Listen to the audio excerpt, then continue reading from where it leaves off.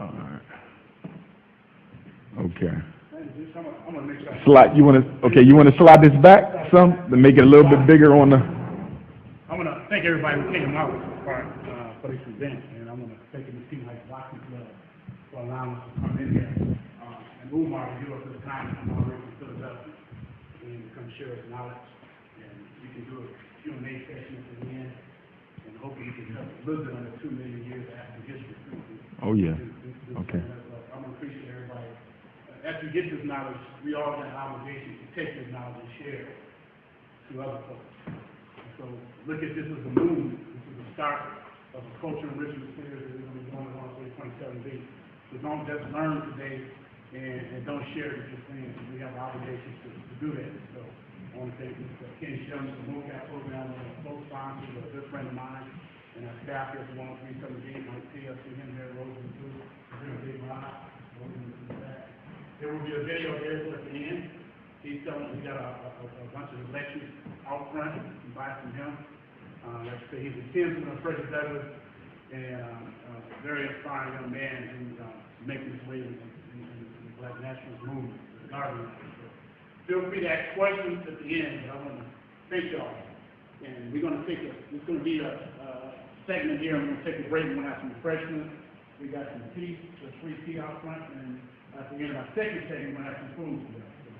One of them stay here longer to get the good food. Right now, you're going to get your food, not just the brain. All right, all right. Y'all give a hand clap too.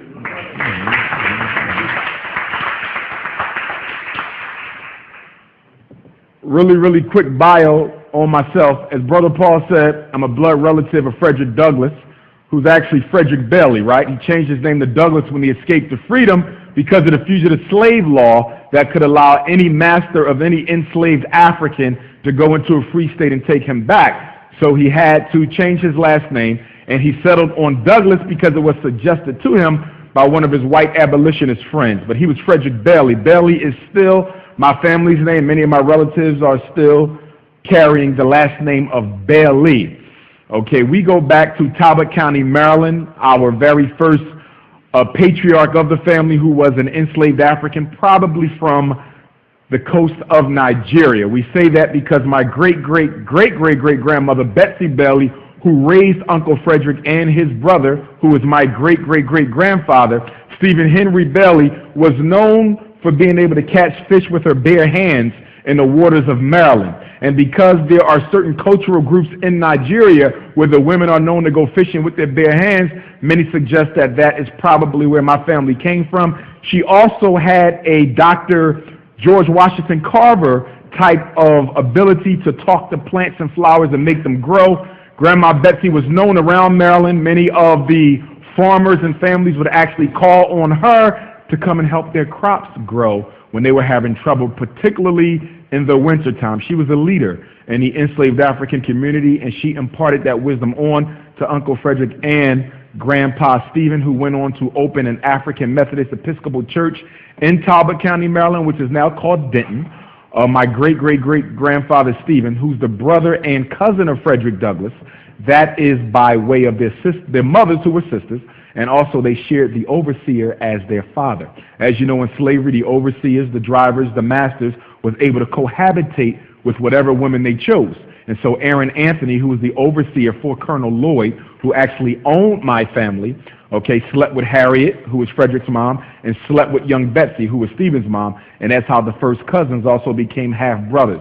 And when you study your own family tree, that is if you come from enslaved Africans, because not all of us do, but if you do, you'll find that there was a lot of brother-cousin, sister-cousin combinations in slavery because of the freedom of overseers to cohabitate with the women. I'm from Philadelphia, Pennsylvania, where I was born and raised. High school, I went to a military school, Scotland School for Veterans Children, which was one of only 2 residential state-funded military schools in the nation.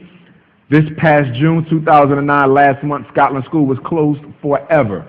In fact, my show next week, on the Umar Johnson Show, I'm going to be joined by some of my graduating friends from Scotland. We're going to talk about the good times and the not-so-good times of Scotland School. Because it was state-funded and primarily black, because it was started for white, the state of Pennsylvania decided that they're not going to keep subsidizing the education of black children when they can get that education for free back in the native town of Philadelphia, Pittsburgh, Harrisburg, and etc. I went to Millersville University State Teachers College in Pennsylvania, double majored psychology and political science because I wasn't sure if I wanted to be a lawyer or a psychologist, but because psychology was and is my first love, I stayed with that, came out of undergrad in '97 with a BA in Psych, BS in Poli-Sci. I went right back for my school psychology master's degree. I got certified as a school psych in the state of PA in '01.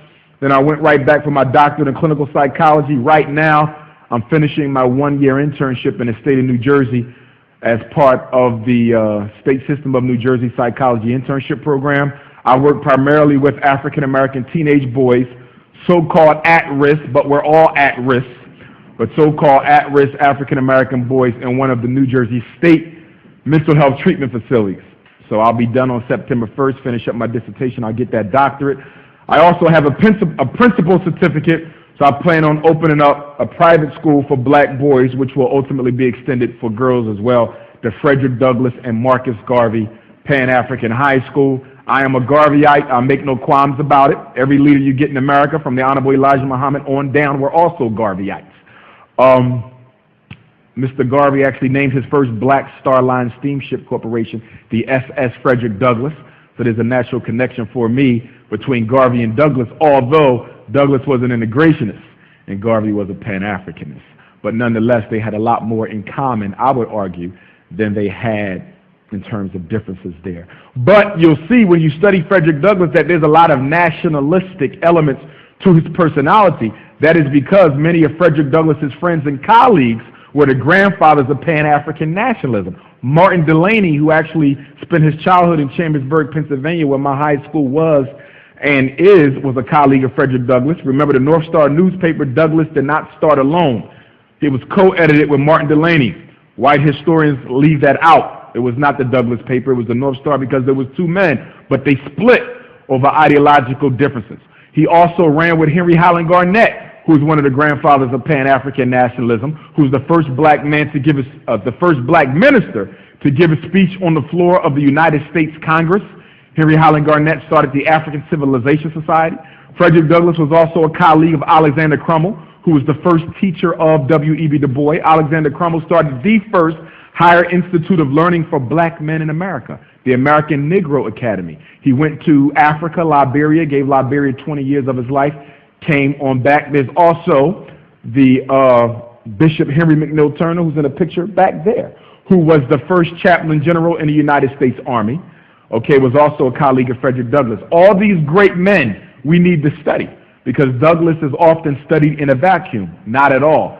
Douglass was part of a larger Pan-Africanist tradition, which he at one time embraced before renouncing.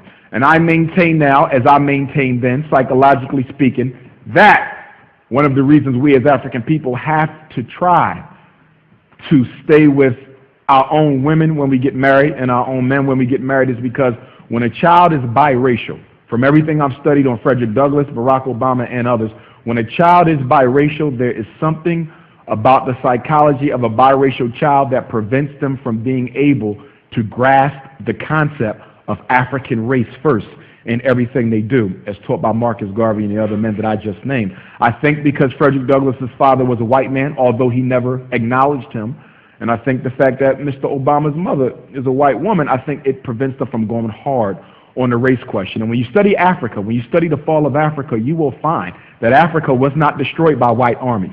Africa was destroyed by mulatto armies. What normally happened was the European conquerors came into Africa, cohabitated with the women, and over the process of 20 to 40 years, they changed the color. And then they used their mulatto offspring to fight against their darker brothers. Something that still goes on today in America. In fact, in Nigeria, as we speak, the Orientals who have invaded the Nigerian economy are marrying African women to do the same thing, to bastardize the native population, to raise up an entire group of Oriental African children who they will then use to oppress the native Africans. When you don't study your history, you repeat it. So, we're going to talk about the 7 deadly sins. As I said a minute ago, much of what we suffer as a race of people is deliberate. It is organized. It's amazing how much black people blame themselves for the causes of their situation, as opposed to being able to wake themselves up into a larger consciousness to truly see that what goes on with you has been engineered. The psychotropic drug movement, totally engineered. This whole ADHD thing, conduct disorder, it's all been engineered. It comes out of the Federal Anti-Violence Initiative Program, which comes out of the 1980s. If you go back in your memory, you will remember that in the 1980s, the United States government was pouring money into a research project to determine whether or not there was a gene in black men that predisposed them to violence. Everybody remember that? That was about 30 years ago. Because of the massive outcry against that movement, it went underground. Most of us think that it went away. It never went away. One thing you got to understand about the United States government or any imperial power, whatever it starts, it finishes. And this is where we go wrong. Whatever it starts, it finishes. Okay? So it went underground. And it came back as attention deficit hyperactivity disorder, conduct disorder, opposition to defiant disorder, all of which come out of not only the Federal Anti-Violence Initiative, but the new COINTELPRO against the black community. For example, any black boy in America who's diagnosed with a disruptive behavior disorder, which basically means that at some future point in time, they could cause a serious problem to the establishment, the FBI automatically has access to their psychological evaluation reports. Let me say that again. Any black boy in America diagnosed with a disruptive behavior disorder, the FBI automatically has access to the psychological reports. Because as J. Edgar Hoover said, the goal of the FBI is to do what? Prevent the rise of another black messiah.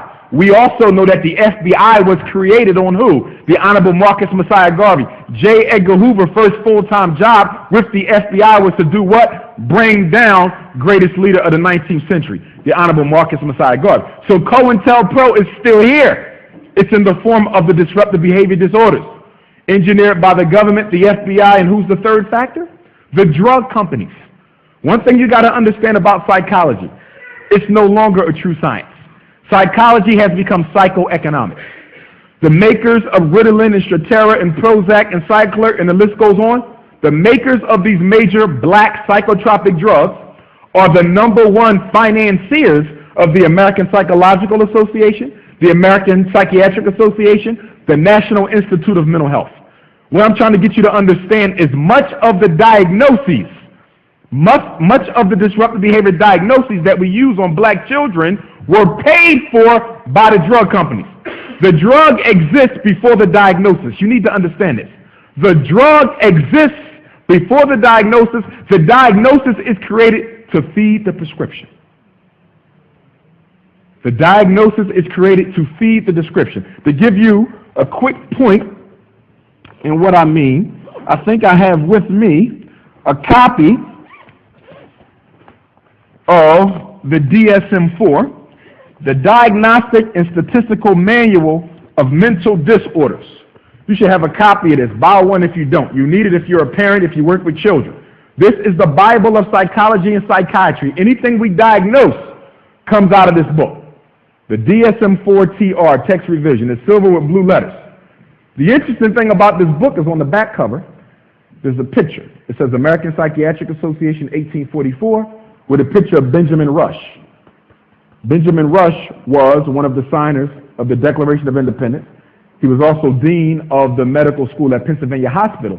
But more importantly, he was a psychiatrist who used to diagnose enslaved Africans with a mental disorder, called nigritude.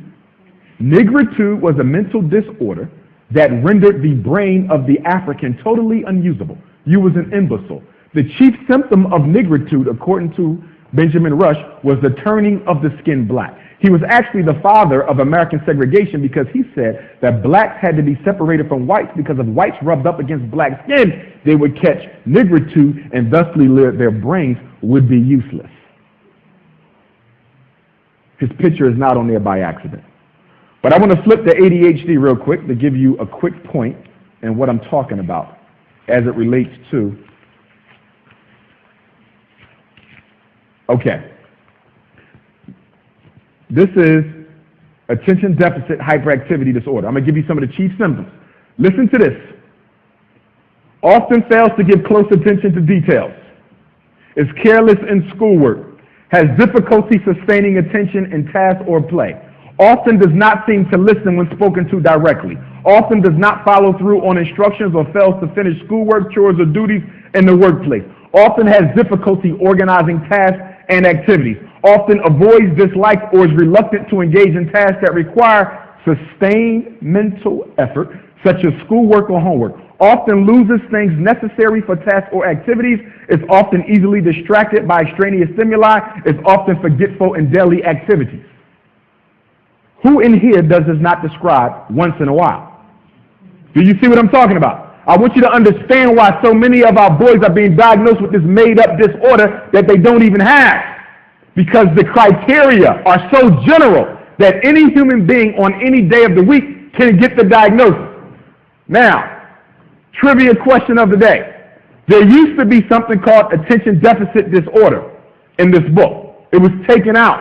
And now it's only ADHD, primarily hyperactive, or primarily inattentive, or combined.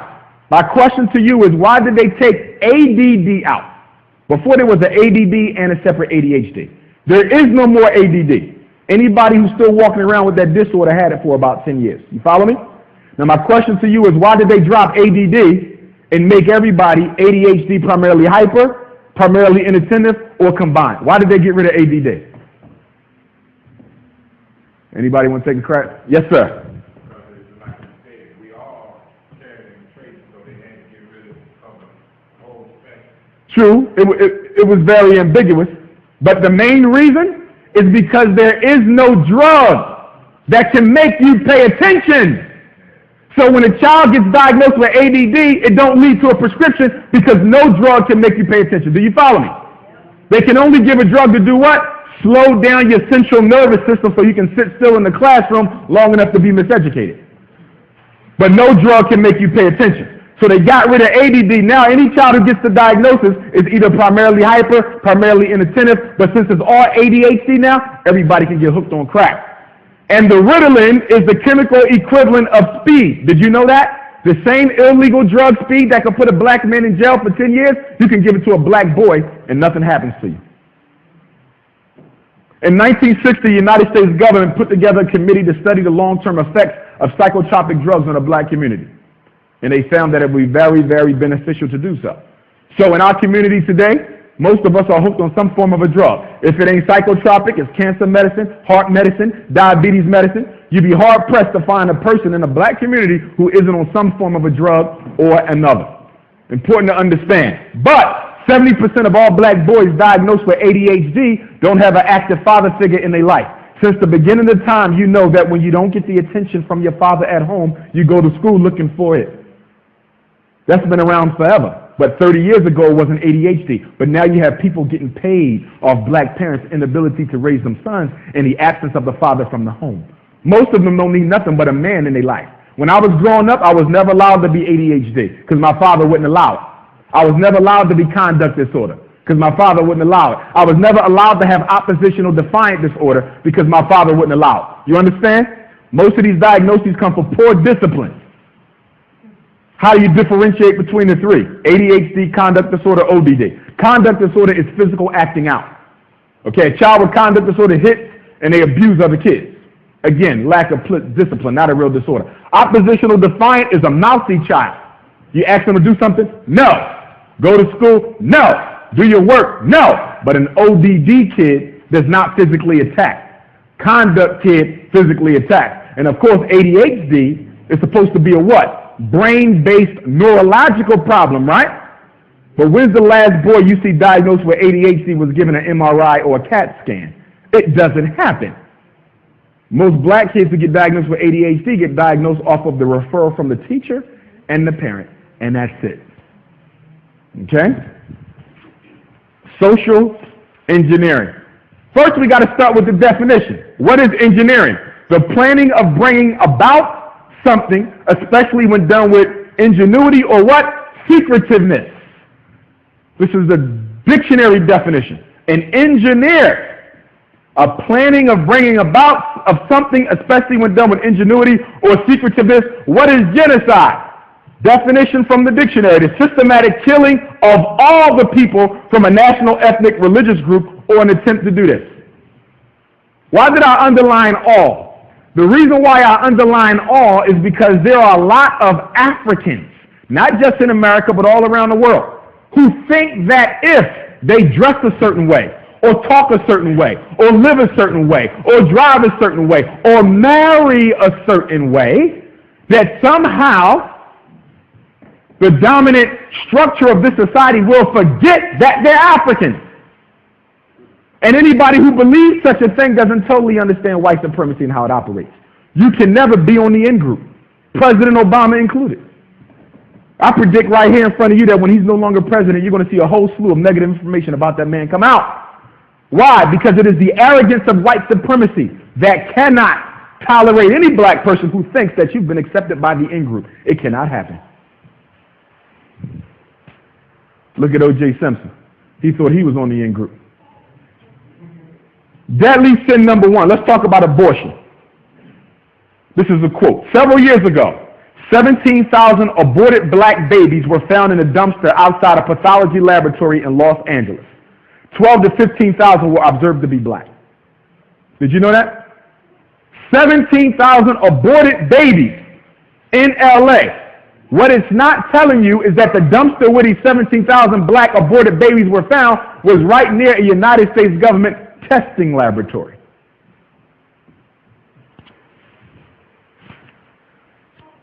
The United States still has not ratified the 1948 United Nations Genocide Conventions, which made crime of genocide an international crime.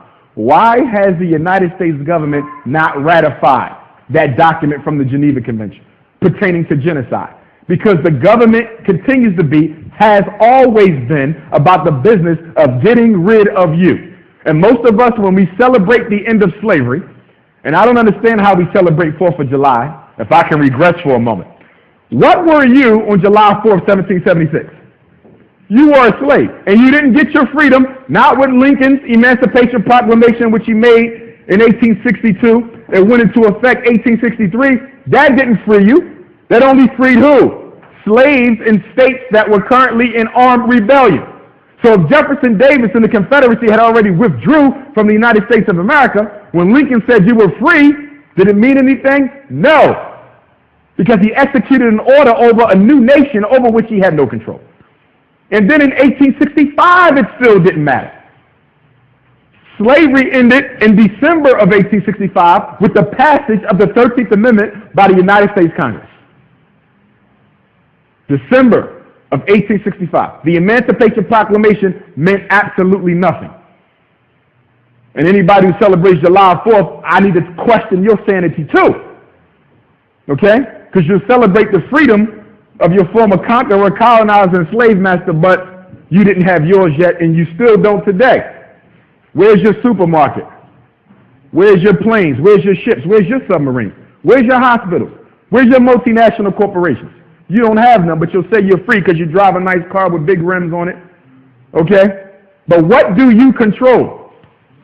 And one of the things we thought to realize black people say, like in Philadelphia, you probably all heard we had a situation where a group of black campers were told that they couldn't swim in a certain pool. They gave the check back and said, I got to go somewhere else. And people say, well, I thought this was over. One thing you got to understand about white racists is never over until every last one of you are gone. HIV is not an accident, good people. HIV is what? A strategy for what? Population control. Abortion is a strategy for what? Population control. Ebola, West Nile. And AIDS, they would have you believe what? Where did they say AIDS come from? To this day, where are they saying AIDS come from? A monkey in the Congo. Listen. And this is the official line of the U.S. government. A monkey in the Congo, Central Africa, which is the richest piece of real estate on the face of the earth. Let me say that again. That's why there's so much fighting over there, which is engineered by Western nations. So while we fight against each other, they run out with all the wealth. They do it here, they do it in Africa, they do it in the Caribbean. Because black folks, if there's one thing you can be counted on, is to hate one another and fight one another. That is your international reputation. All you need is one bag of weed, one gun, and just stand back and watch. Okay? But anyway, they said that a monkey in the Congo cohabitated with a black woman. And that's how AIDS came to be. And Ebola. Now, they don't say how the disease jumped from the monkey to the woman, but it happened. So my question to you, who in here is foolish enough to think that AIDS and Ebola comes from a monkey cohabitating with a black woman? But that is the dominant line of the government. If you don't believe me, go and research it right now. Next slide. Nah, the arrow down. Come all the way over to your right. Right there. Arrow down. Boom. Dr. Charles Lowe, the National Institute for Health, recommended mandatory abortion for any unmarried girl found to be within the first 3 months of pregnancy, and mandatory sterilization of any such girl given birth out of wedlock for a second time. However, Fannie Lou Hamer intervened and it was canceled. And everybody should know who Fannie Lou Hamer was. The powerful black woman who never gets enough props from our community for what she did for blacks during the 60s. By herself.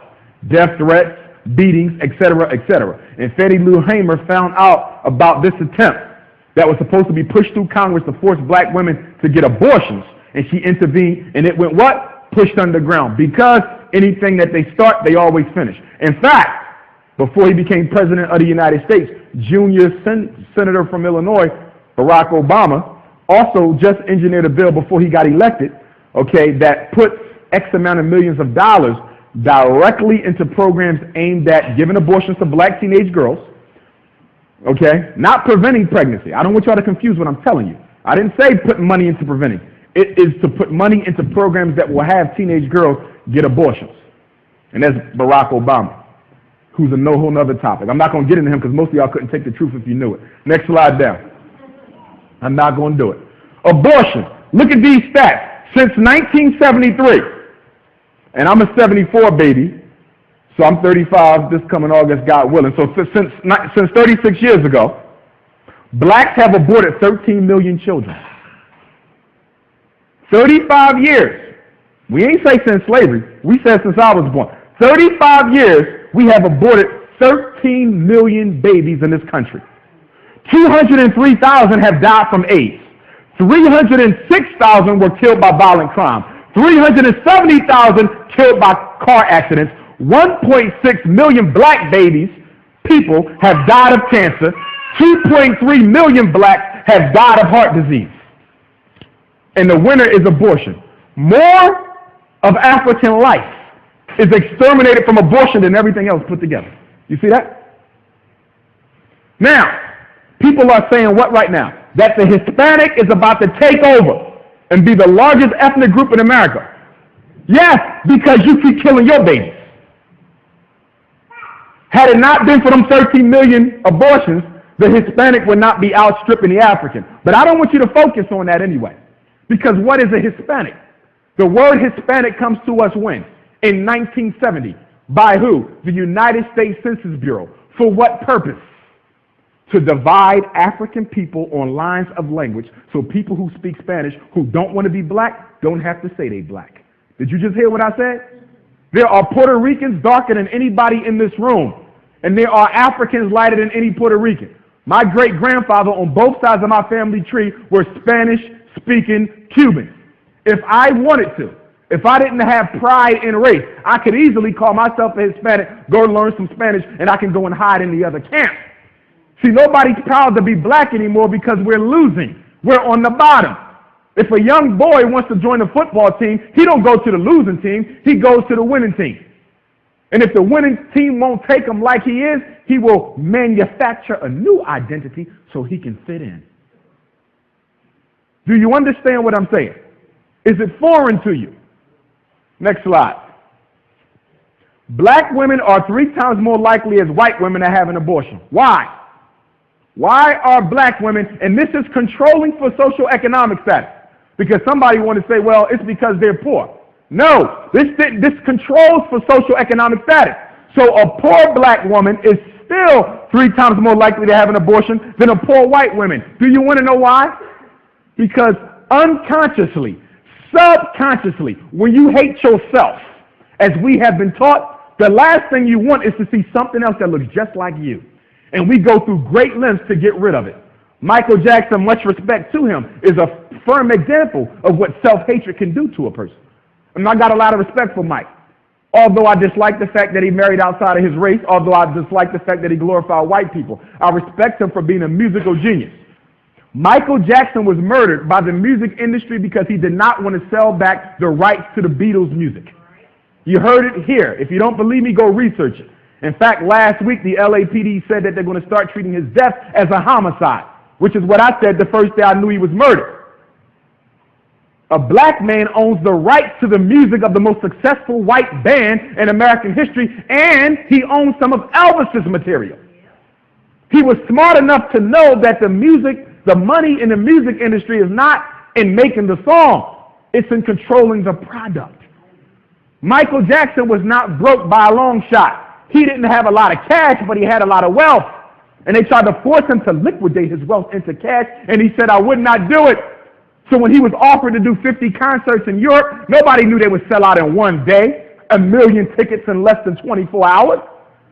But because it did, that was going to allow Michael Jackson the opportunity to make the $400 million that he was in debt for, pay it off, and keep the rights to the Beatles' music.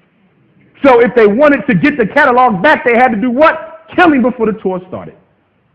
And that's exactly what they did. It's the same thing they did to Sam Cooke after he told Malcolm and Martin that he was going to finance the civil rights struggle of the 60s. And he was the first major black artist to own his own publishing. Did you know that? Next slide. It's all social engineering. Anything I say, I can prove it. Every day, more than 1,400 black babies are aborted in the United States. Did you know that? Every day, 1,400 flush down. Flush down.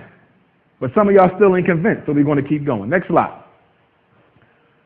Since 1970, the black community has aborted 13 million. 13 million. The reason why the so-called Hispanic, which is nothing but a Spanish-speaking African, is about to outstrip you is because they keep their babies. Yes, they do get abortions. They do.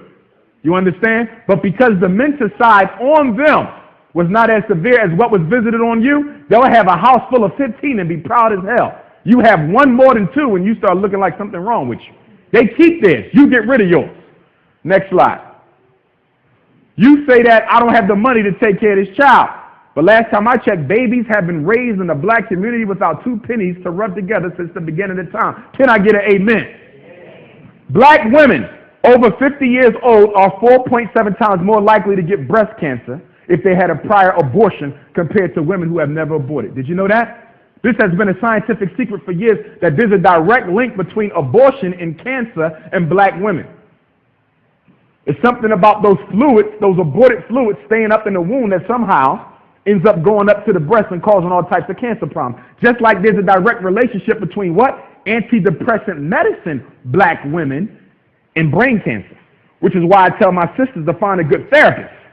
But don't get hooked on them drugs because they're very addictive and they do cause cancer. In fact, most of the psychotropic drugs that we give black children are not allowed to be prescribed to white children in the United Kingdom, Great Britain. Did you know that? They do not allow their children to take the same drugs we get here because their deadly potency.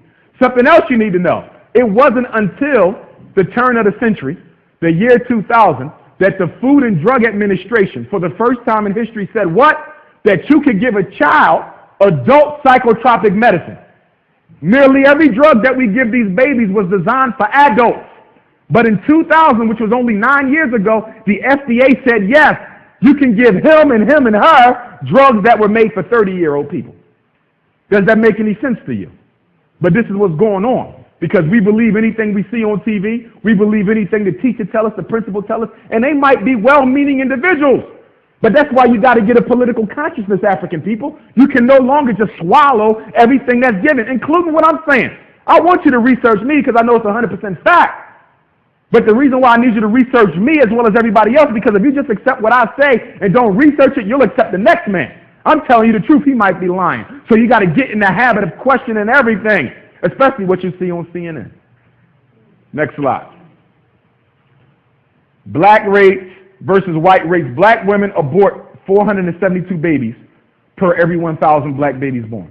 White women abort only 161 per 1,000. In fact, they love recreating themselves so much that they'll take fertility drugs and everything else to have more. You'll take fertility drugs so you can have none. Or you get the implants and then you take them out, you say you want to have children, they come out with 5 and 6 eyes and stuff like that. Because you're messing with Mother Nature and you're not supposed to be messing with that. Nearly half of all black pregnancies end in abortion. See that? We abort just under half of every baby conceived in our community. And it is a product, not that you ain't got enough money, it's self-hatred. Same reason why black men marry white women, self-hatred. And if you don't believe me, go to Frantz Fanon's book, Black Skin, White Mask. You should know Frantz Fanon, one of the greatest psychiatrists that ever lived. You ain't got to debate me, debate him. He's the master. Okay? Next slide. And I want to be clear. When I say that black men need to marry black women, I don't say it because I look down on white women. Okay? Women are equal, men are equal. No race is better than any other race. But men die sooner than women. So if I got $25 million and I marry a white woman, 9 times out of 10, I'm going to leave this earth before her. And she is not going to drive past Muskogee, Michigan and drop off a $20 check to the hood. Do you understand? That money goes to white people. Marriage is a business.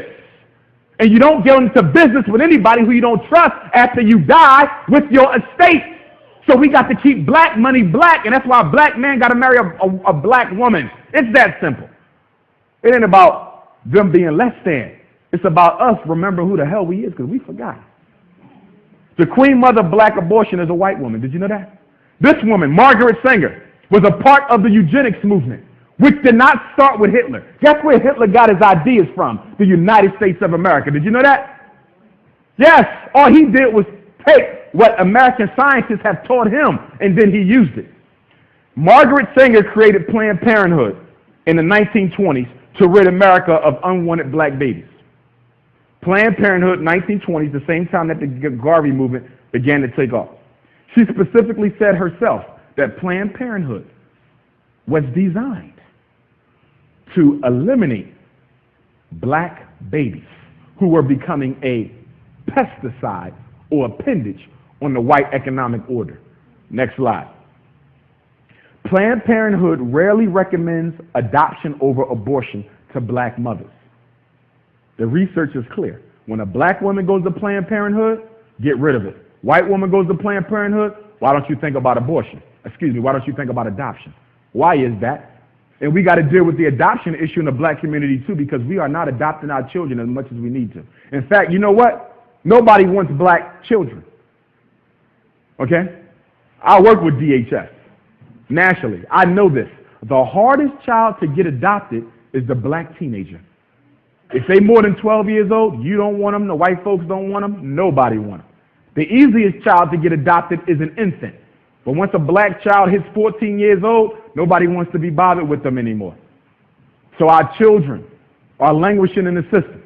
So everybody in here need to think about adopting one. You ain't got to do it now, but you need to do it eventually. Even I feel like I'm going to need to adopt as well, because nobody's taking our babies. In fact, people of other races who want to adopt, you know what they do?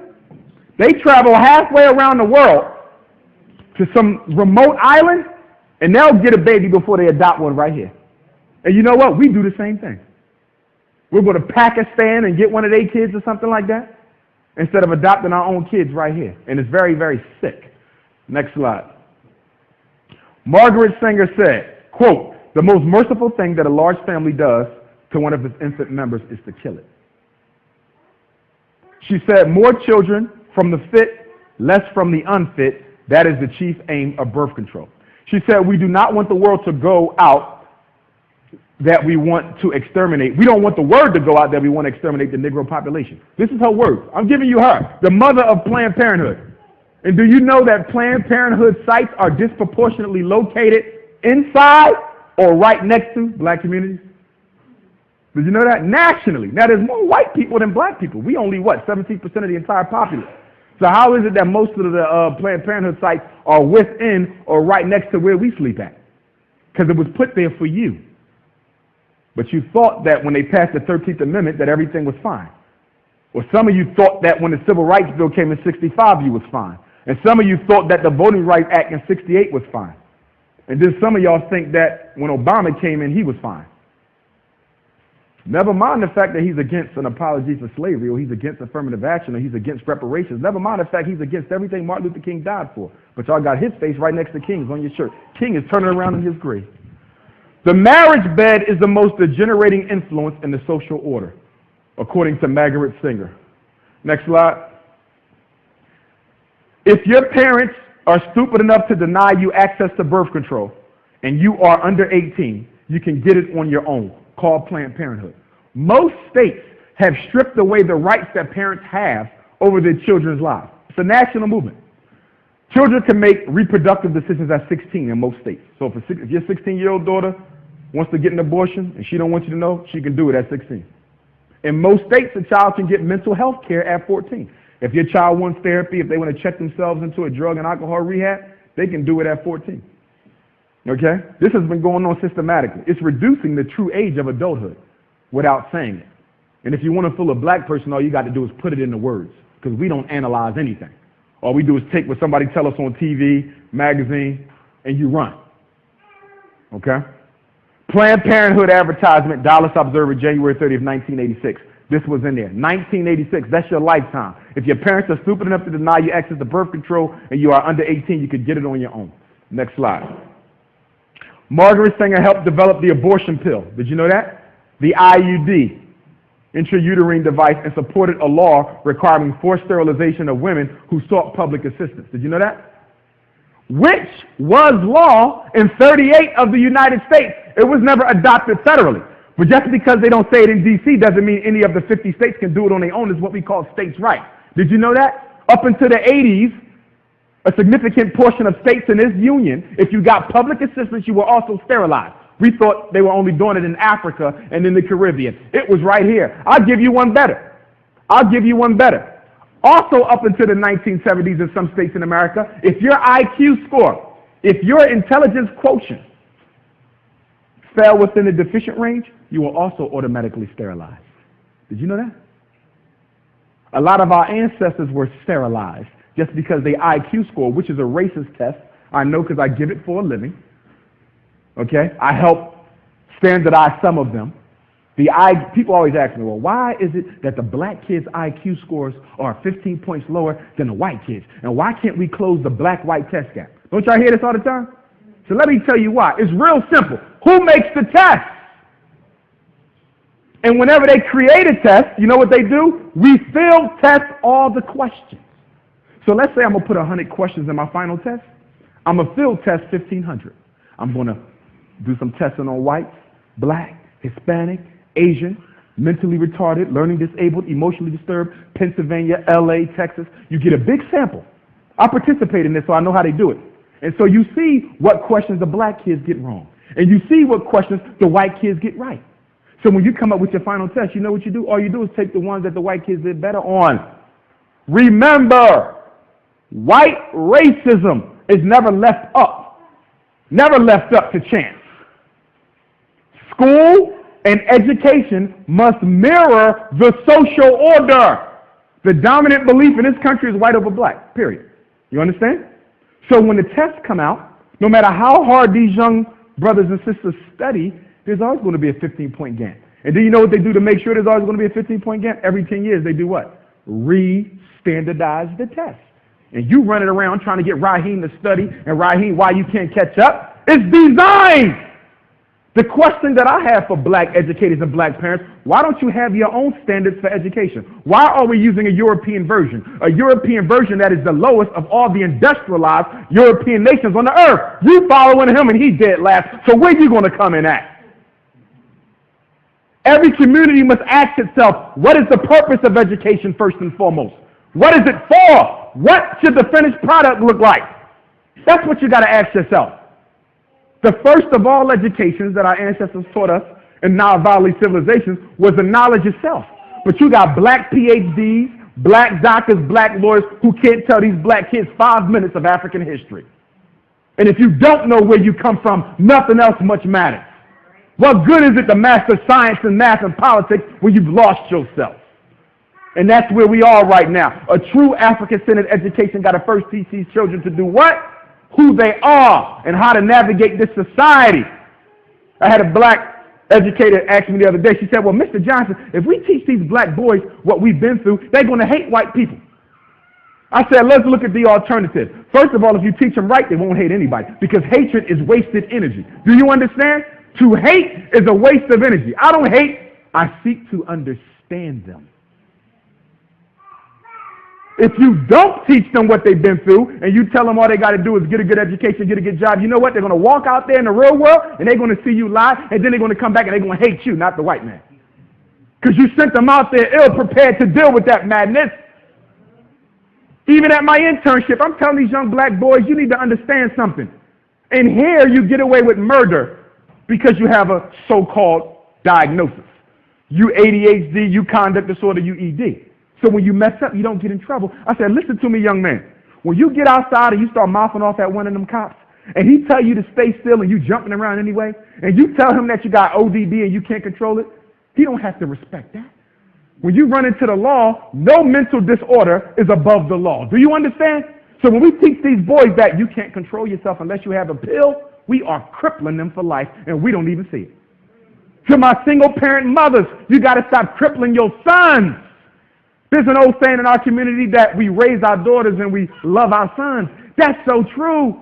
The daughters, you make them strong and independent because you know what you went through. But then your sons, you let them sleep all day, don't go to school. He eating over there. He ain't even got to go to school, just football practice, no discipline in the house. And we wonder what's going on. And brothers, we got to step up. Even if you got a son of your own, there should be, every brother in here should be accountable to one other black boy that ain't his child. It takes a village to raise, and we are being so selfish. When I give educational presentations, you know what bothers me? When somebody comes in and says, you know what, I don't have no kids, I don't need them. What you mean you don't have no kids? In the African tradition, every child belongs to the race. There is no such thing as mine and yours. Do you want to know why? Because if my 7-year-old daughter grows up and she's 18, and you didn't properly raise your son, and he grows up and he's 18, he might rape, molest, or hurt my daughter. Now whose business is it? There's no clear separation amongst families. We're one group of people. And I don't know what we think we hiding because everything we doing we done did for the last 20 generations, which is bow down to other people. Next slide. The active ingredient. Now we're talking about chemical dependence. You know what's interesting about cocaine? Do you know that cocaine was brought to America by European scientists to give to enslaved Africans so that they could work longer on the plantation? Did you know that? Cocaine was brought here for you, and they want to lock everybody up for it when they brought it here. Marijuana was brought here for you. And the first law against marijuana came into creation because it was believed that when black men was intoxicated with drugs, they would go around and violate white women. Look at that. Crack and weed. The history starts with you. But the active ingredient in cocaine was isolated, brought to America during the eve of the Civil War, given to slaves to help increase their productivity. Cocaine was brought to America for black folks. Next slide. Also, you need to know that every drug in America was once legal at one point. Did you know that? Heroin, opium, crack. Every drug in America was once legal. They pick and choose what is illegal based on what? Social engineering. Which ones do the blacks use? Which ones do the white use? Look at Bill Clinton. Mandatory minimum 5 years in jail for 5 grams of crack. But if you smoke powder, you need 500 grams to get a mandatory minimum sentence of 5 years. Now, as a psychologist, I know that crack and powder exert the same damaging influence on the human psyche. Both of them have equal addictive power. Do you understand? So why is it that if you sell 5 grams of crack, you get 5, but you need 500 grams of powder to get 5? It's called picking and choosing who you want to lock up.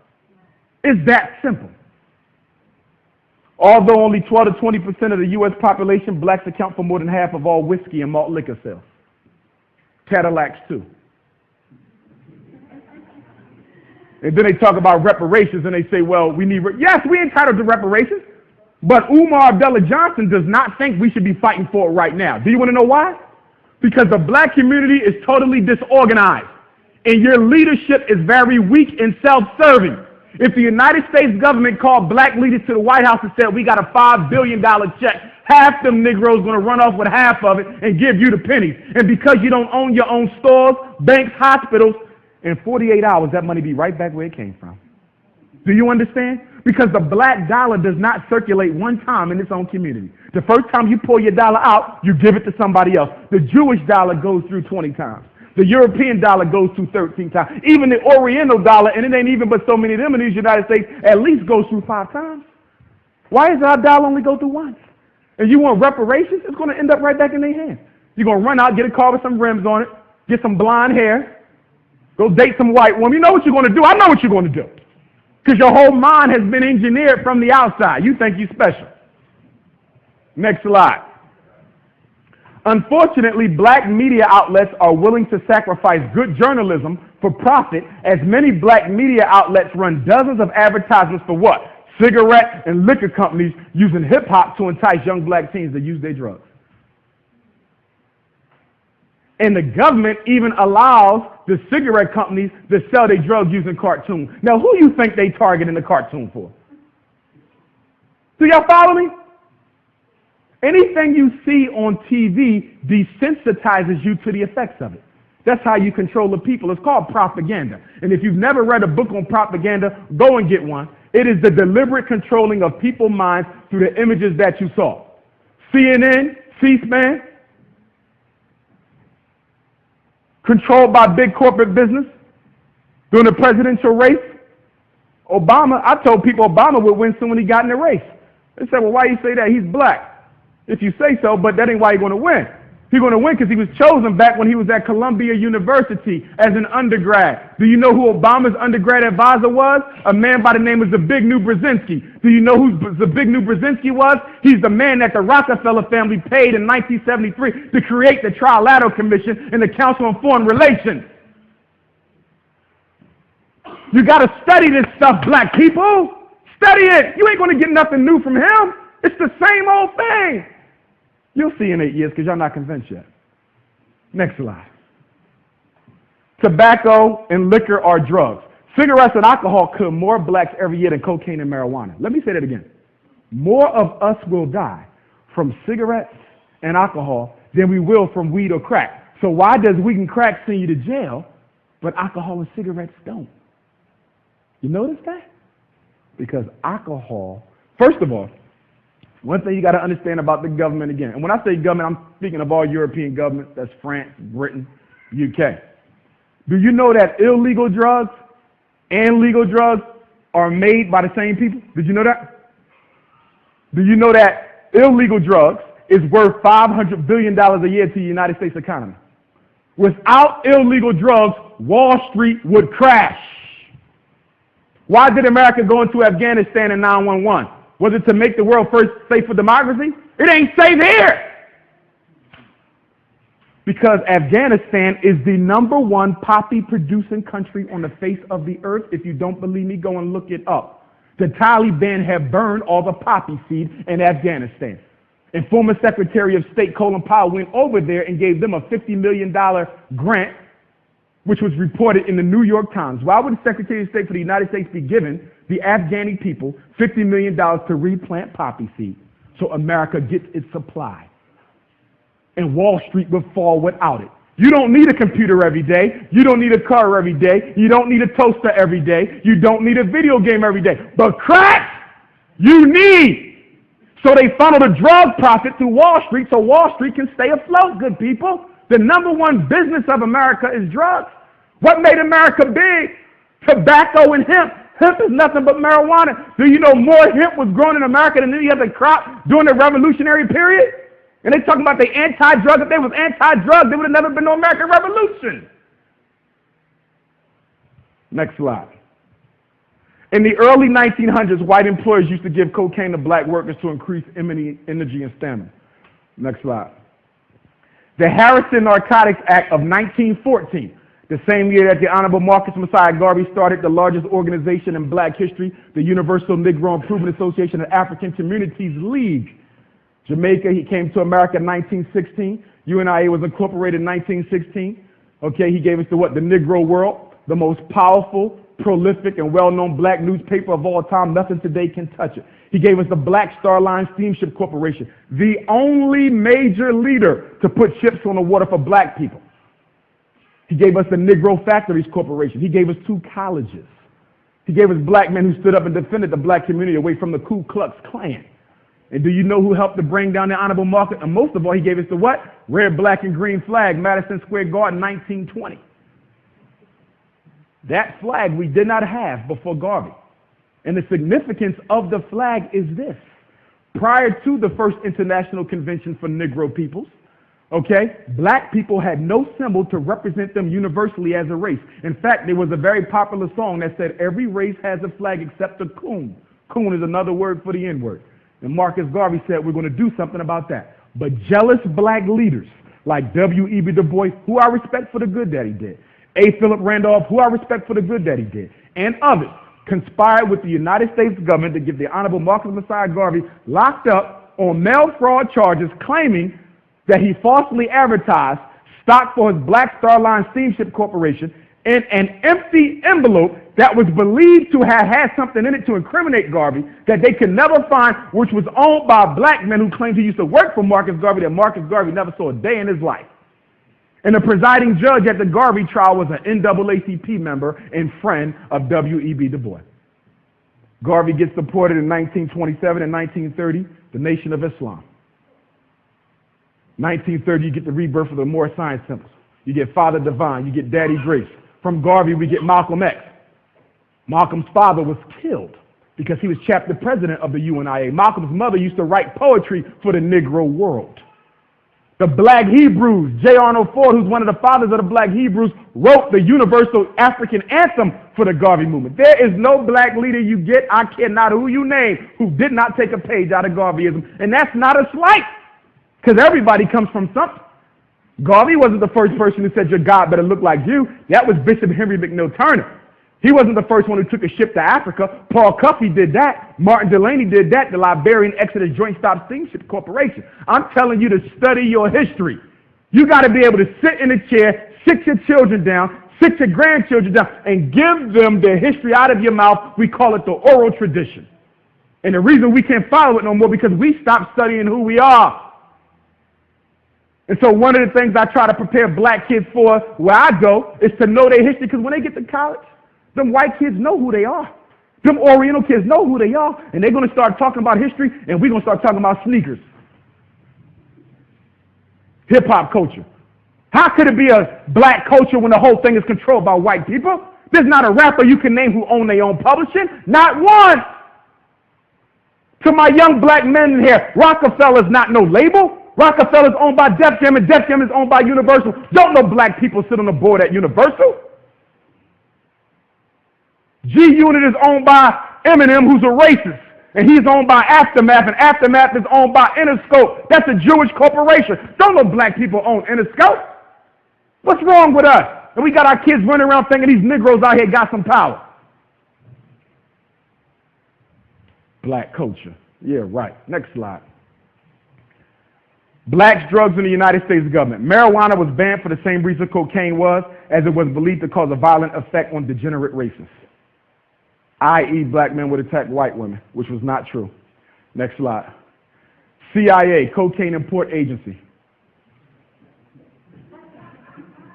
Did you know that the CIA was started by a Wall Street banker? Why would a Wall Street banker be interested in starting the Central Intelligence Agency? Because everybody knows that the job of the CIA is to oversee drug trafficking. Yes, you can sell drugs in America if you have permission from the government. Do you know why they was going to invade Colombia? Who can tell me why they was going to invade Colombia? Because they didn't want to funnel their money through Wall Street. The Colombian drug law said, we can handle this ourselves. And they said, well, this is a gangster government. The world is nothing but gangsters and thugs. You fail to understand this. Why do you think the atomic weapons are so big? Because America got one. The UK got one. So what's that, North Korea? Well, y'all want to keep picking on me? I'm going to get one. Now what? Now everybody got their hammer out. Because the only way to protect yourself in these days and ages is through power, organized strength. But the only time you can get black people together is for the Super Bowl or the playoffs. Or Obama inauguration. Next slide. Why was the CIA founded by a Wall Street banker to oversee the laundering of drug profit? Next slide. Harrison Narcotics Act, the year Garvey started the UNIA. Look at this. Did you know that Ritalin is a type B drug. This is the Drug Enforcement Agency of America. This ain't Umar Johnson. Why would the United States Drug Enforcement Agency put Ritalin, the #1 selling anti-stimulant in the world? Why is it classified as Schedule B? You know what that means? That means it's just as addictive as crack. According to the government, Ritalin is just as addictive as crack. Look at this. Crack, ecstasy, cocaine, opium. Class B, amphetamines, barbiturates, those are speeders. Class C is steroids. Ritalin goes up here, Class A, excuse me. It's a Class A drug. Next slide. Kids even sell it. In the schools where I work, they sell they psychotropics so they can get high, because that's one of the side effects. And we know Xanax. Xanax is crazy in the hood. Everybody's selling their Xanax. Okay? Black people don't want to deal with the reality as we see it and fix it. We just want to escape, so we just want to beam on up. In his book, Dark Alliance, West Coast reporter Gary Webb proved that the CIA and the FBI conspired to pour cheap drugs in the black community to destabilize the community and finance covert operations in South America. Get the book. White reporter, Gary Webb. If I'm not mistaken, they might have killed him. Did they kill Gary Webb? Okay, they killed him once he came out with this book. Okay? So why do you think the Black Panther Party of yesterday was so thoroughly destroyed by the government? Because they tried to stop drugs. That is a government industry, but they didn't know it at the time. But by the time they was done, they realized it. To fight drugs in the black community is to fight the government itself because they supply it. You saw the movie The Godfather. What did Corleone say? Give the drugs to the black because they have no hope. Next slide. Vice President Dick Cheney and Ollie North worked together on several international drug trafficking projects. One thing you need to understand about the presidency, because most of y'all think the presidency is a person, right? Because that's what you get in civics class. The presidency is an institution with a face on it. There are hundreds of men and women who tell them people what to say out their mouth. Will you please get that through your head? Why did Obama say this? Obama ain't doing nothing but reading from a script. Why is he president? Because white supremacy is on one leg. The last 8 years, they done messed up the world so much that the world is about to say, we ain't scared of you no more, and you're not going to bully us around. So the Council on Foreign Relations, the Trilateral Commission, the Federal Reserve, the Bilderbergers, the Rothschilds, and all the Europeans who run this country got together and said, if we want to save it, we got to put a new face on it. So somebody said, how about him? He's half and half. They said he can talk well. Put him in there. Obama's job is to put America back to where it used to be. He's their last chance. He ain't there to undo white supremacy. He's there to re-strengthen it. He just came back from Ghana. What you think he was over there giving a shout out to Kwame Nkrumah? Hell no! He's over there trying to make Ghana safe for what? Financial exploitation through American gas and oil companies, because the west coast of Africa has the what? Largest untapped source of oil and gas on the planet Earth. Do you know what that means? That means that you're going to start seeing a whole bunch of terrorists being made up by the news, and they're going to be in Africa. Because you know the job is to do what? Create an enemy that don't exist so you can go in and solve the problem that you started and come out with some gas and oil. And we got our young kids worshiping diamonds. I don't want no young people worshiping no diamonds and no gold, because y'all need to know that there's enough diamonds under the soil of Africa that if you put every diamond on the world market at the same time, you drop the price of diamonds to a nickel a piece. And they sell them for $20,000. You want to know why? Because the Oppenheimer family that controls the diamond industry, which comes from Cecil John Rhodes, who conquered South Africa and killed nearly 50 million blacks, cut off breasts and everything else to intimidate the South Africans so that nobody would sell a diamond but him, created a scholarship program called the Rhodes Scholar. And the purpose of the Rhodes Scholarship program was to do what? Train leaders who would continue to imbibe, as he said, quote, the British imperial ethos. The British imperial ethos. The Rhodes Scholarship Program is a program for white supremacists. They just started giving blacks Rhodes Scholarships in the 70s. But the black ones do the same thing. Help white supremacy stand strong. Y'all got to know this. Y'all got to know this. The Oppenheimer hires mercenaries to go through Africa, and if they find anybody selling diamonds, they kill them. I'm telling you what I know. They kill them.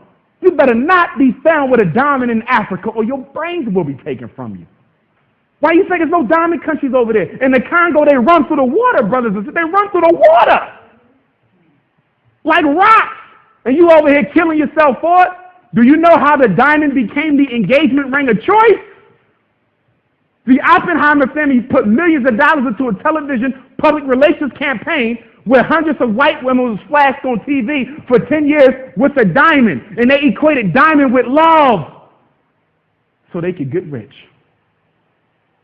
So the question to the sisters is, are you loyal enough to Africa to not want one? Next slide. We'll deal with that later. Chemical dependence. Diaster, Setco, Vortex, Frigorificals. European firms. All four of these firms smuggled drugs and were on the CIA's list of approved vendors receiving subsidy from the U.S. government. Why would drug smuggling corporations be getting subsidized by the U.S. government? Because the number one business on Wall Street is drugs. Actually, it's the number two. What was the number one business on Wall Street? You! Slavery! You was the first thing traded. You were the first stock and bond. Do you know that most of the insurance companies in America were started by doing what? Insuring the slave ships? Because you know only half the cargo made it. In fact, they called the African in America the strongest African on the face of the earth because you had to come from the continent, go to the Caribbean, get broke through Willie Lynch psychologically, right? And then they brought you here. So they say if you can make it through all that psychological and biological madness, you got to be the strongest ones around. Physically, we are. Mentally, we're weak. Why do you think slavery ended in the Caribbean in 1831? You know why it ended 30, 40 years sooner than 1865? Because in the Caribbean, they were not as thoroughly broken as us.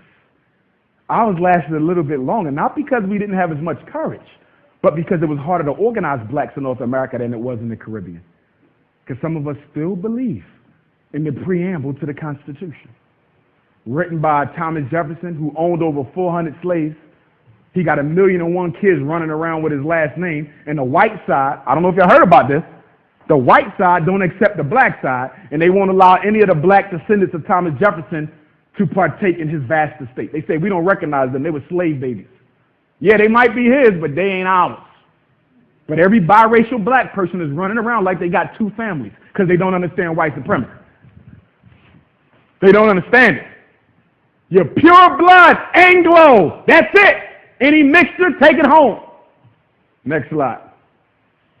The FBI and the CIA have undercover police officers in every major city in the United States to supervise the inner city drug trade. Did you know that?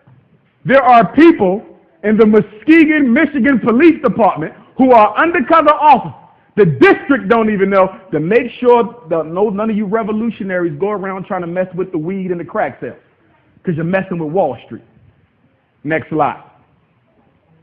A recent Philadelphia Daily News article ran a story on a police officer who had a poster in his locker that read blue by day, white by night. You have the Ku Klux Klan and you got the Blue Klux Klan. B-L-U-E. Blue Klux Klan. Next slide.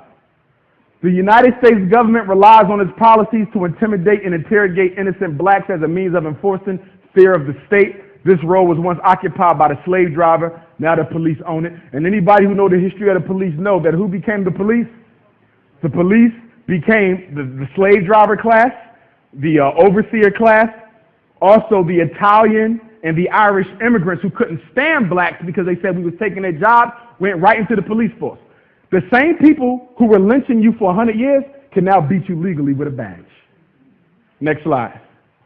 But don't believe me. I want you to research this now. Rodney King syndrome. Can't we just all? Since the 1990 police beating of Rodney King, followed by riots, worse acts of police oppression have occurred with very little outcry from the black community. It appears that the black community has now become numb to police misconduct. We don't do anything about it. Another one beat up by the cops. Next slide.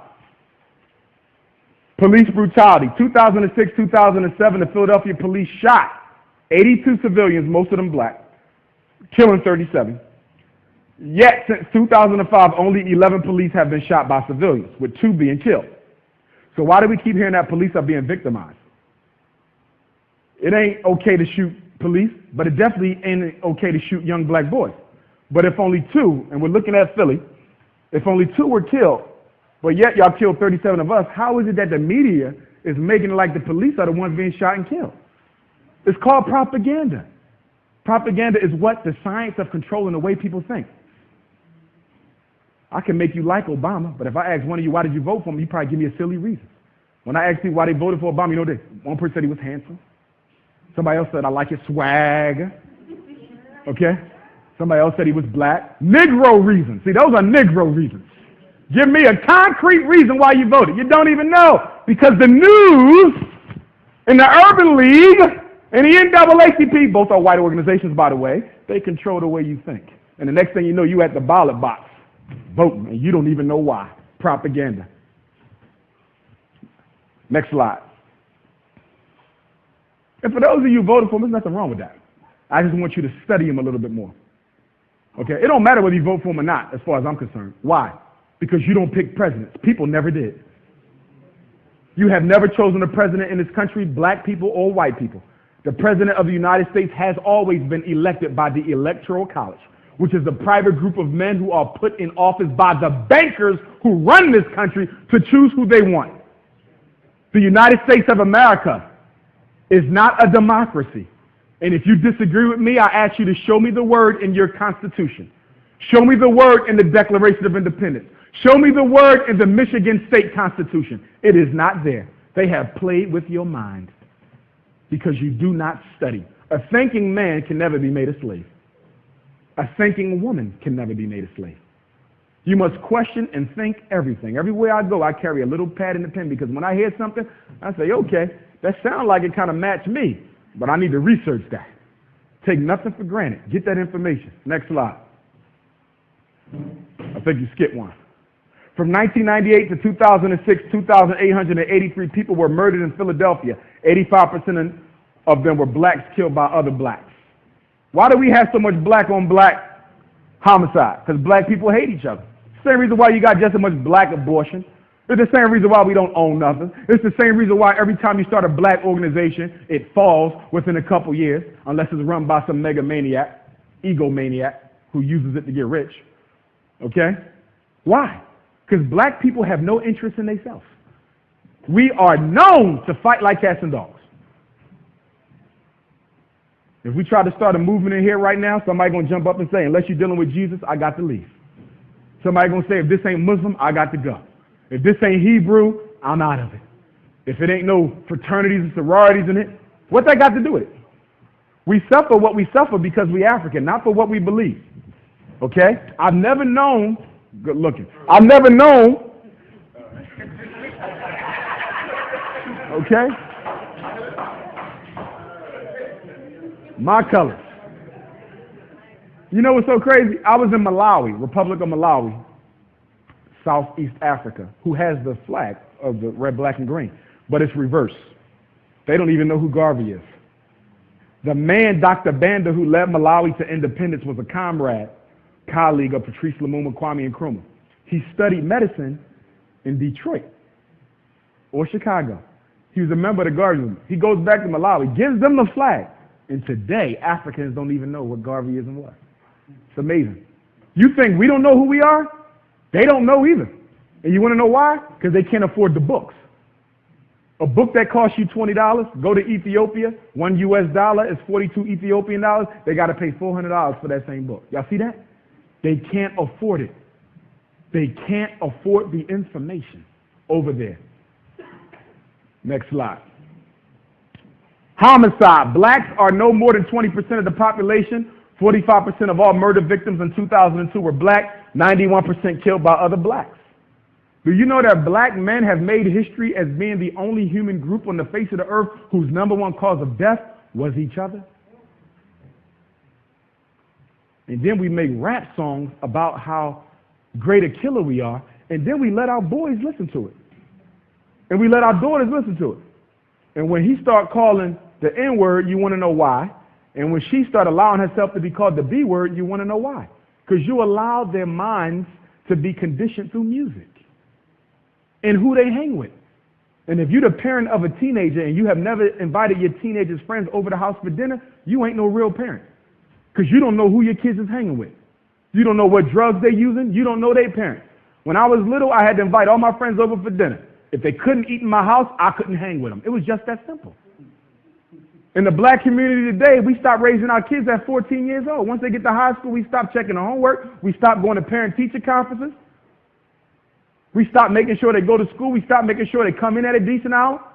Your daughter's boyfriend is all upstairs in a room with her, and you telling her, don't get pregnant. How she ain't going to get, she's 14, hormones popping like crazy. Back home in Africa, that normally is the age that they start courting and getting married. And you ain't controlling none of it. You just crossing your fingers, hoping she can control her hormones. And then when she end up with 10 babies, she going to come back and blame you. You want to know why? Because you're the mother who is supposed to guide my decisions, and you didn't do it. You're the father who is supposed to guide your son's decisions, and you didn't do it. So now he hates you for letting him make decisions to mess up his life. Yes, a child should have a say-so in their life. But one decision no black child should ever be able to make is the decision to destroy their life. And too many of us give them that right, and it's wrong. Next slide. Homicide is the leading cause of death for black men and second leading cause of death for black women. Did you know that? Now the black women are killing and stabbing each other ages 15 to 24. Look at that. Right at that age when we need them, we start losing them. And black folks don't make no guns, but we keep on getting access. A couple years ago, the NAACP tried to sue the major gun manufacturers. They lost. Obviously, why? Because the National Rifle Association is the #1 campaign contributor to both Democratic and Republican candidates. They control the whole show. Nobody gives more money than the NRA.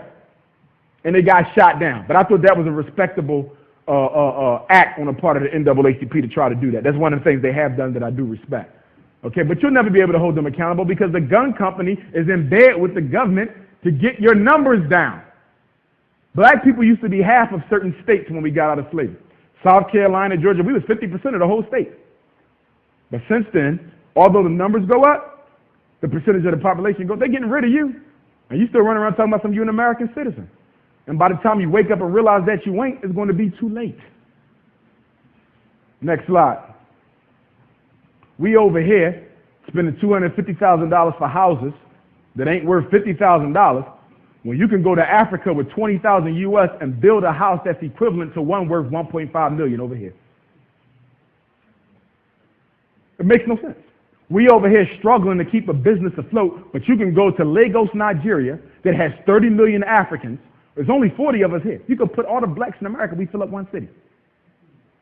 You could go to Lagos, Nigeria and open up any business you want, and everybody who comes and patronizes you will be an African. You ain't got to compete with white business. You ain't got to worry about the government trying to engineer your business's failure. You know why we don't go over there? Because most of us hate the fact that we African. Like Malcolm said, you cannot hate a root and not hate the tree. And we still. If you ain't been to Africa, you better get there.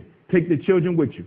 I've been 3 times already. My first time was 05. I can't wait to go back again when this intern is over. I love it. When you get there, you're going to know you home. And it don't matter where you go. Okay? You go. I've been to South Africa, Nigeria, Senegal, Malawi, Ethiopia. Just go. Africa is that just get there, but you need to go. You need to feel it. You need to see it. Don't you leave this earth. Do not join the ancestors until you've been to your mother continent. In fact, I done brought dirt back with me and everything. I got dirt from Goree Island. I got it all. Okay? And it's amazing because when you come back, you're never the same again. I've had nothing but good luck since I went to Goree Island. Nothing but good luck. That's the ancestors. And no, we don't pray to our ancestors. I know some of us got the Arab Muslim mind. I didn't say that if you're Muslim, you're Arabized. I'm a Muslim, but I'm not an Arab black man. See, there's religion and then there's culture. Okay? We forgot that. Prophet Muhammad said, give the man religion, but let him keep his culture. Some of y'all done picked up the Arab culture and everything else. I got to cut that out. Some of us got a European Christian mind. Nothing wrong with being a Christian.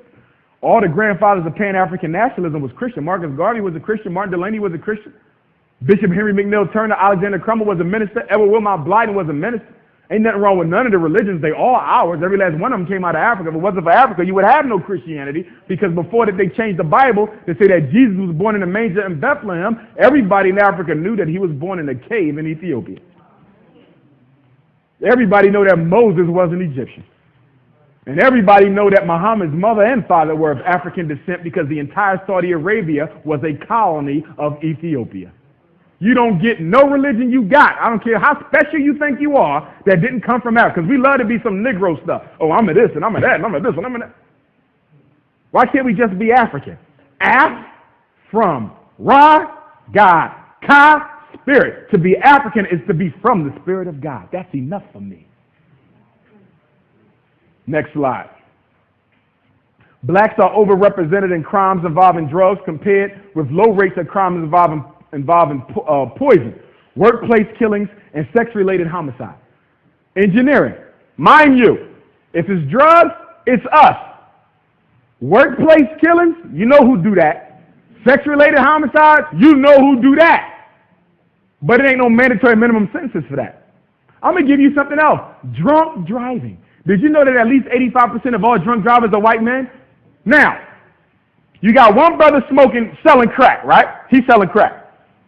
Can somebody die from the crack? Sure. Do we want people using crack? Of course not. It destroys the black community. But ain't nobody going to die instantaneously from using crack. They could get off it and turn their life around. But if you get hit by a car, 9 times out of 10, you're going to die. So how is it that the white drunk driver don't get a mandatory minimum sentence with all these people getting hit by cars, y'all? But we get one for selling the drug. Do y'all see what's going on here? It's real simple. You're being handpicked. Your whole existence is being engineered. Can we do something about it? Of course. But it takes unity. But we don't want to be unity because he's this fraternity, I'm that fraternity. She that sorority, I'm this sorority. My skin is that dark, her skin is that light. I pray this way, you pray this way. I'm from North Philly, he's from South Philly. Don't make no damn sense. But you can count on us to do one thing, self-destruct. Next slide.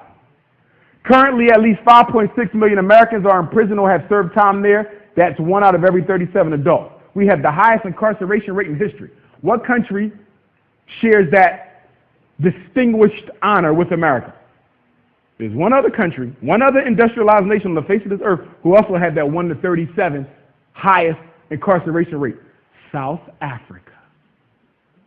They are locking black men up in South Africa like it ain't no tomorrow. I was just in South Africa February. I ran into a famous black actor. He was one of my favorites because he stars in some of the movies I like. And guess who he was there with? His European queen. Next slide. I said, damn! The special education. And he wouldn't let me take no pictures.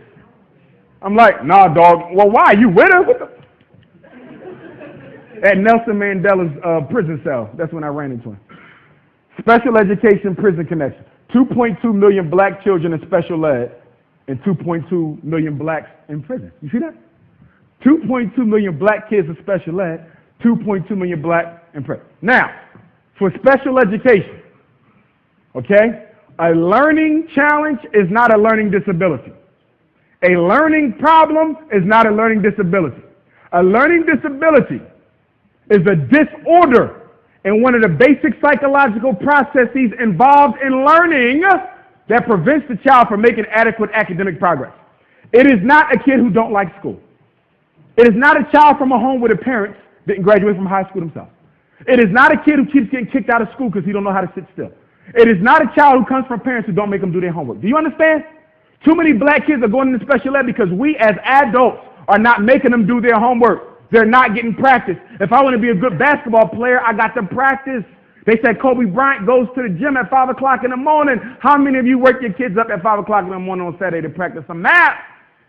And all our black kids running around talking about something they don't like math. The word math, chemistry, is African. Do you know that? Chemistry, the science of the blacks. Come on. We losing our kids. And we got these young brothers running around thinking they're going to be the next Michael Vick or Michael Jordan. Listen to me, young people. Only 1% of all high school athletes will go pro. Let me say that again. Only 1% of all high school athletes will go pro. So if we know that only 1% of all high school athletes will go pro, why is Raheem and everybody else thinking they're going to the league? And I didn't say kill their dreams. In fact, your starting center, Rasheed Wallace, same neighborhood as Philadelphia as I am. Don't kill their dreams, okay? But make sure they have a fallback plan in case they don't make it. See, for most of our young black men, when they don't make it, you know what? They end up selling weed, crack. Every year you pick up the Daily News. I'm sure you do it too here. And you read one of your great high school legends was arrested for doing something stupid because everybody around him told him that he was going to be some great football or basketball player, and it just didn't happen. And what really bothers me is I want to know why we let our boys settle for being basketball players and not owning the team. Why do they settle for being football players and not owning the team? You want to be the quarterback? How about being the owner who writes everybody's check? Ownership is the opposite of slavery. Next slide. Many private corporations are now invested in prisons with substantial contributions to the political campaigns of many of their sponsors. One of Bill Clinton's most significant campaign contributions came from a prison corp. Did you know that? Why do you think Bill Clinton said mandatory 5 years? Crack cocaine, second time mandatory 10 on the federal level. You think that was by accident? One of his main campaign contributors was a prison company. Do you know that it is prison companies that run most of the disciplined high schools across America? They're preparing these black boys for prison.